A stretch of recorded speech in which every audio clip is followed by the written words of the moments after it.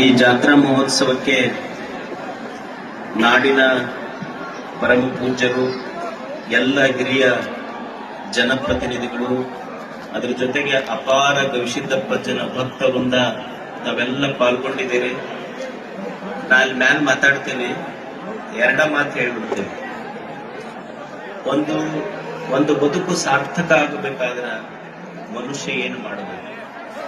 ಒಂದು ಸಾರ್ಥಕತೆಯ ಜೀವನದ ಲಕ್ಷಣ ಅಂದ್ರ ಇಷ್ಟೇ, ಕೈಯಲ್ಲಿ ಸತ್ಕಾರ್ಯಗಳಿರಬೇಕು, ತಲೆಯಲ್ಲಿ ಸದ್ವಿಚಾರಗಳಿರಬೇಕು, ಬಾಯಲ್ಲಿ ಸವಿ ಮಾತುಗಳಿರಬೇಕು, ಹೃದಯದಲ್ಲಿ ಪ್ರೇಮ ಇರಬೇಕು. ಇಷ್ಟಿದ್ರೆ ಸಾಕು, ಅದು ಬದುಕಿನ ಸಾರ್ಥಕತೆ ಲಕ್ಷಣ. ಇಷ್ಟ ನೆನಪಿಡ್ರಿ, ತಲೆಯಾಗ ಚಲೋ ವಿಚಾರ ಇರಬೇಕು, ಕೈಯಾಗ ಚಲೋ ಕೆಲಸ ಇರಬೇಕು, ನಾಲ್ಗಿ ಮ್ಯಾಲ ಚಲೋ ಮಾತಿರ್ಬೇಕು, ಎದೆಯಾಗ ಪ್ರೇಮ ಇರಬೇಕು. ಇಷ್ಟಿದ್ದು ಬಿಟ್ರ ನಾವು ಗವಿಸಿದ್ದಪ್ಪಜ್ಜನ ಗದ್ದಿಗೆ ಹೋಗಿ ದೀಪ ಹಚ್ಚೋದು ಬೇಕಾಗಿಲ್ಲ. ಇಷ್ಟಿದ್ರ ಅವನ ಬಂದು ನಿಮ್ಮ ಮನೆಯ ಜಗಲಿಯ ದೀಪ ಆಗಿ ನಿಮ್ಮ ಮನ್ಯಾಗ ಸದಾ ಇರ್ತಾನ. ಮನೆಗೆ ಎಲ್ಲ ಬಹಳ ಭಕ್ತರು ಸೇರಿದ್ದೀರಿ.